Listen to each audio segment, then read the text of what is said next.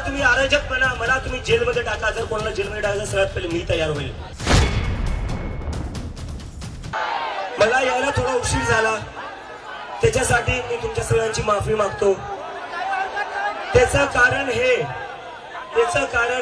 की आकांक्षा चतुर्वेदी जी एक स्टुडंट होती नीटची, तिच्या घरी मी भेट द्यायला गेलो होतो. तिच्या आई-वडिलांना भेटून आलो.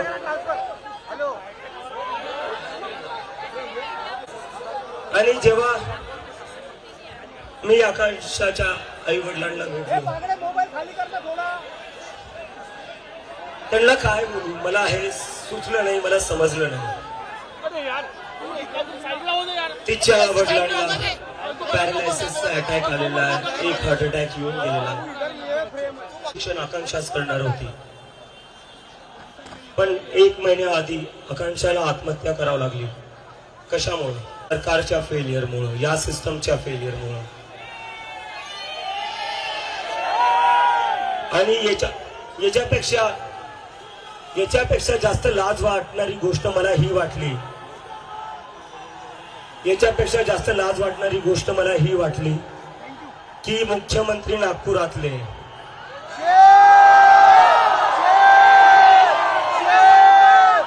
देवेंद्र फडणवीस साहेब स्वतः नागपुरात राहतात. आणि आकांक्षाच्या घरापासून 500 मीटरवर देवेंद्र फडणवीस साहेबांचं घर आहे. 1 महिना झाला देवेंद्र फडणवीस साहेब, 1 महिना तुमच्याकडून एक फोनही गेला नाही त्या परिवाराला.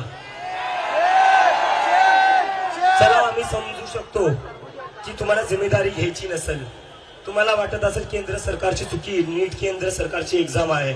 तुम्ही तर महाराष्ट्राचे मुख्यमंत्री आहे, ती इतर महाराष्ट्रात राहत होती, तुमच्या घराजवळ राहत होती, तर माणुसकी म्हणून तुम्हाला एक फोनही करता नाही आला का? आणि त्याच्यापेक्षा लाजिरवाणी गोष्ट ही आहे की एक घरातली जी मुलगी डॉक्टर होऊ शकली असती, उद्या जाऊन तिने दुसऱ्यांचे जीव वाचू शकले असते, तिला स्वतःचा जीव द्यावा लागलाय. तिचे वडील काम करू नाही शकत, केटरिंगचा बिझनेस करायचे, पॅरालिसिसचा अटॅक आल्यामुळे ते आता केटरिंगचा बिझनेसही नाही करू शकत, तर घर चालवू नाही शकत. देवेंद्र फडणवीस साहेब अख्ख्या महाराष्ट्राने पाहिले 50 खोकेमध्ये कसे आमदार विकत घेतल्या गेलेले.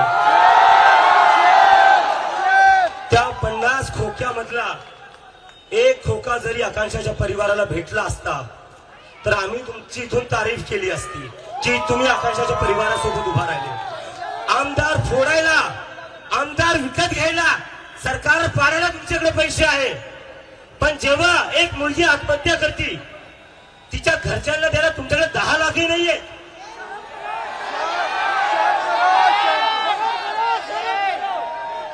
लाखोचे रिसॉर्ट करता तुम्ही, गुवाहाटीला घेऊन जाता आमदारांना, कोणाच्या खर्चावर? आमच्या खर्चावर. आणि जेव्हा आमच्या घरच्या लेकरांचा प्रश्न येतो तुमच्याकडून एक फोनही केला जात नाही. काय मुख्यमंत्री आहे का तुम्ही आमचे?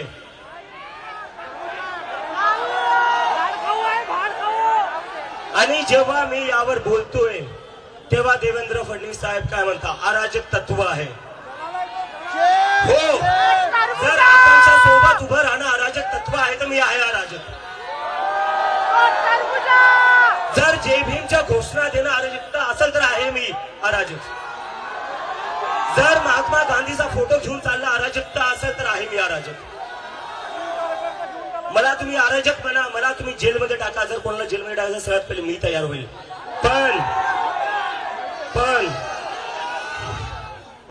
पण आकांक्षा सोबत न्याय झाला पाहिजे. देवेंद्र फडणवीस साहेब, काय तर देशात नरेंद्र, राज्यात देवेंद्र. काय करायचं त्याचं? काय करायचं?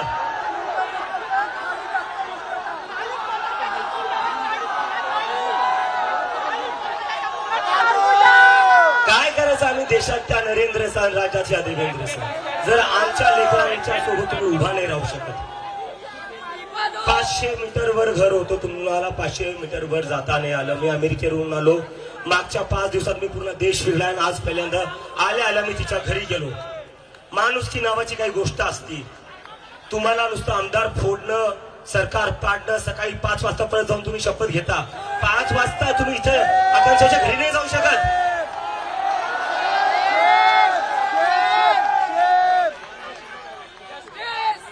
काय मुख्यमंत्री आहे का काय, मला प्रश्न पडला. आणि मला माहितीये, मी तुम्हाला सांगतोय, आज मी त्यांच्या गडात येऊन त्यांच्या विरोधात बोलतोय. उद्या परवापर्यंत माझ्यावर केसही करतील, करून टाका, पण मी थांबणार नाही.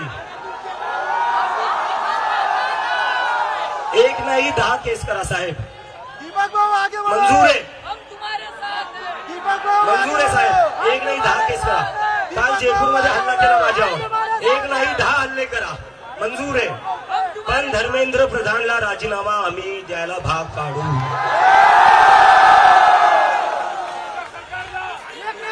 धर्मेंद्र प्रधान इस्तीफा दो,